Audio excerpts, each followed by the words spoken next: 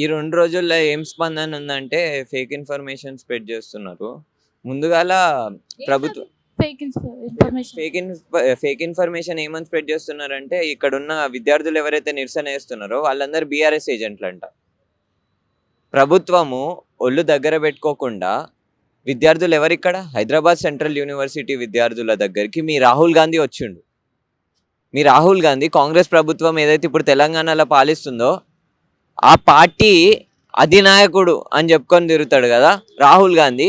ఇదే కాలేజ్ విద్యార్థుల దగ్గరకు వచ్చి ఓట్లు అడిగిండు.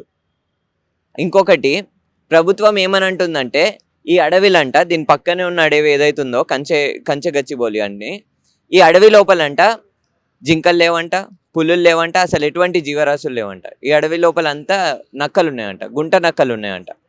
అంటే పర్యావరణం గురించి విద్యార్థులు మాట్లాడితే గుంట నక్కలు, పర్యావరణం గురించి ఎవరైనా యాక్టివిస్టులు మాట్లాడితే గుంట నక్కలు. ఇక్కడ ఒక ఇంపార్టెంట్ ప్రశ్న నేను వేయాలని అనుకుంటున్నా రేవంత్ రెడ్డికి. ఎవరైతే అసెంబ్లీ సాక్షికి మాట అన్నాడో, మీకు మీ రాహుల్ గాంధీ గుంట నక్కనా? మీకు మీ కాంగ్రెస్ మేనిఫెస్టో ఒక గుంట నక్క మేనిఫెస్టో లెక్క కనిపిస్తుందా? మీరు మీ లోక్సభ మేనిఫెస్టోలో ఏమని రాసుకున్నారు? మీరు మీ లోక్సభ మేనిఫెస్టోలా రాసుకున్నారు కదా, ఇందిరాగాంధీ క్లైమేట్ చేంజ్కి ప్రతీక, ఇందిరాగాంధీ పర్యావరణ రక్షణకి ప్రతీక అని చెప్పేసి అదే ఇందిరాగాంధీ ఈ ల్యాండ్ని అలొకేట్ చేసింది. మరి ఆమె పట్ల ఎందుకు సీరియస్నెస్ లేదు?